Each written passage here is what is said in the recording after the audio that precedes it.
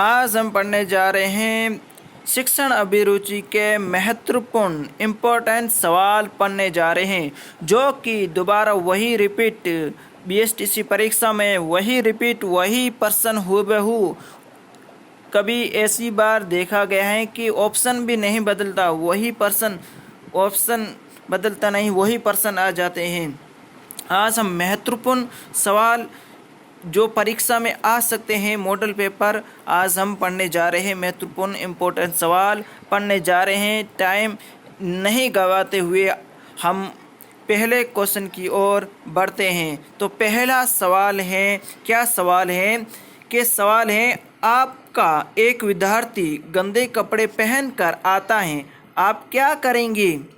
अगर कोई विद्यार्थी स्कूल में गंदे कपड़े पहनकर आता है तो आप क्या करेंगे? दोस्तों मैं बता दूं, हमें आपको शिक्षक मानना है, आपको खुद को टीचर मानना है। टीचर के नज़रिए से खुद को देखोगे तब इन सवालों का जवाब दे पाओगे। बेहतर ये कि आप अपने आप को टीचर समझे, आप टीचर के लायक हो। आप बीएसटीसी कर रहे हैं तो एक टीचर के लायक हो, तो आप खुद को टीचर समझना है। तो क्या आप क्या करोगे? सवाल है कि विद्यार्थी गंदे कपड़े पहनकर आता है, आप क्या करेंगे? उसके साथ छात्र को क्या करेंगे?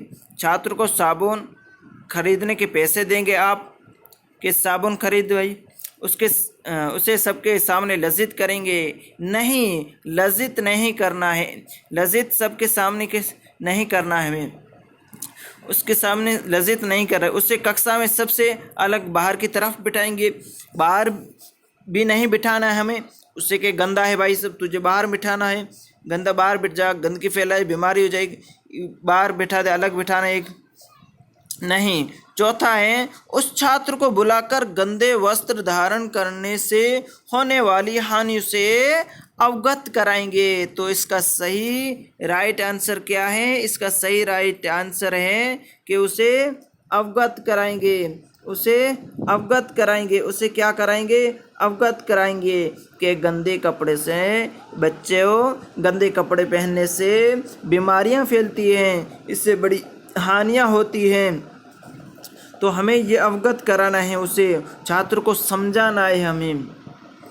चलो, सबको समझ में आ गया होगा। अगले सवाल की ओर हम बढ़ते हैं। अगला सवाल है, क्या सवाल है? विद्यालय में पुस्तकालय की स्थापना का उद्देश्य क्या होता है? भाई, विद्यालय में पुस्तकालय स्थापना करना, लाइब्रेरी स्थापित करना, बनाना, उसका मकसद क्या होता है? उद्देश्य क्या होता है? क्या उद्देश्य होता है? ऑप्शन नंबर 1, छात्रों में शोध की आदत डालना, छात्रों में स्वाध्याय की आदत डालना, विभिन्न विषयों का अध्ययन करना, या पुस्तकों का एकत्रित करना। तो इसका सही उत्तर क्या है? पुस्तकों का एकत्रित करना। भाई, पुस्तक एकत्रित करने से क्या फ़ायदा? जब पढ़ भी नहीं तो पुस्तकों एकत्रित करने से क्या फ़ायदा? तो इसका ये चौथा ये गलत माना जाएगा। ये विभिन्न विषयों का अध्ययन करना, अलग अलग विषय उनके बारे में अध्ययन करना, ये सही बढ़ता है? नहीं, ये भी गलत है, ये सही नहीं बढ़ता। छात्रों में स्वाध्याय की आदत विकसित करना, ये थोड़ा सही लग रहा है।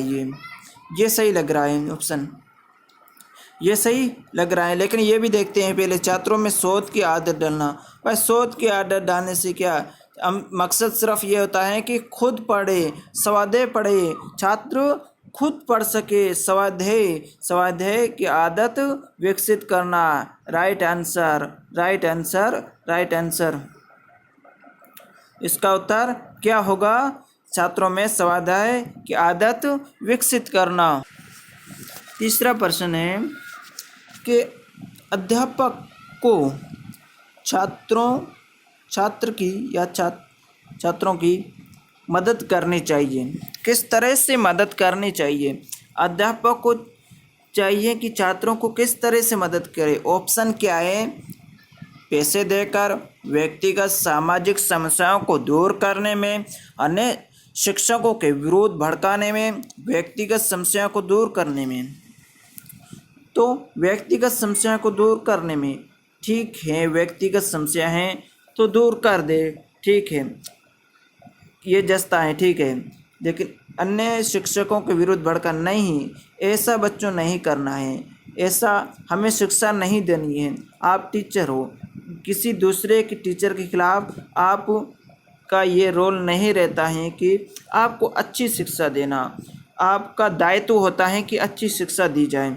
अन्य शिक्षकों को विरोध भड़काना नहीं है हमें, ये बिल्कुल गलत हो जाएगा। ये तो व्यक्तिगत तथा सामाजिक समस्याओं को दूर करने में उसकी व्यक्तिगत समस्याओं को दूर किया जाए और सामाजिक समस्याओं को दूर किया जाए, ये बिल्कुल सही बैठता है आंसर।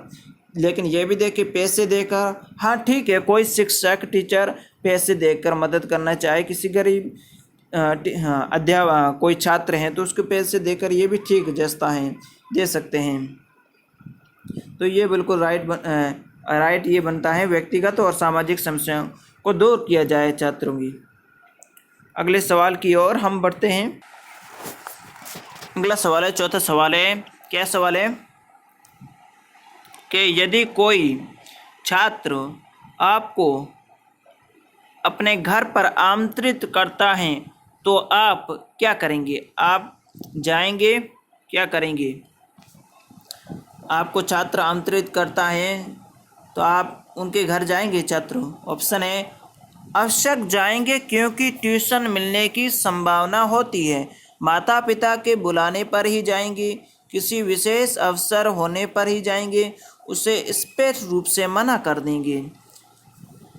मना नहीं करना है छात्र को, मना नहीं करना है, तो ये इसका राइट उत्तर नहीं जचेगा।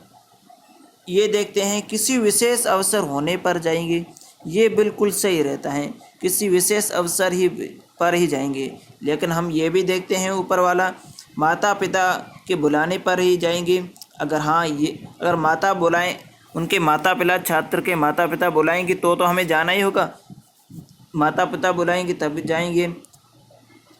हाँ ठीक है, जचता है, आवश्यक जाएंगे क्योंकि ट्यूशन मिलने की संभावना होती है। नहीं, ट्यूशन नहीं कराना, ट्यूशन का कहीं भी अगर कहीं भी आ जाए कोई ट्यूशन का, तो ट्यूशन हमें गलत कर देना है वो ऑप्शन।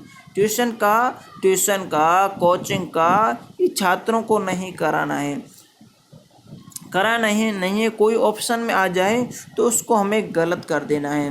तो इसका सही राइट कौन सा आंसर बनेगा? यही बनेगा तीसरा, किसी विशेष अवसर पर ही जाएंगे। कोई विशेष अवसर होगा उस पर ही जाना है, इसे नहीं जाना है। तो इसका उत्तर यही होगा। दोस्तों स्टूडेंट, बता दूं कि ये महत्वपूर्ण सवाल आज हम कर रहे हैं, मॉडल पेपर महत्वपूर्ण सवाल जो परीक्षा में, बीएसटीसी परीक्षा में आने की पूरी संभावनाएं हैं। अगले सवाल की और हम बढ़ते हैं। अगला सवाल क्या है? अगला सवाल है, क्या सवाल है? विद्यालय में खेलों का आयोजन का उद्देश्य है। विद्यालयों में खेलों का आयोजन का उद्देश्य है। खेलों का उद्देश्य क्या है, मकसद क्या है? कि बालक के सर्वांगीण विकास हेतु, बालक का सर्वांगीण विकास करने के लिए, शरीर को पढ़ने योग्य बनाने के लिए, कि खेलेंगे तो पढ़ाई अच्छी होगी, पढ़ने योग्य बनाने के लिए, या फिर खेल प्रतियोगिता में तैयारी हेतु, या खेल प्रतियोगिता में तैयारी करने के लिए। विद्यालय में व्यर्थ समय में अनुशासन हेतु, व्यर्थ बेकार समय में अनुशासन हेतु, व्यर्थ समय में खाली समय में करना, व्यर्थ अनुशासन के लिए।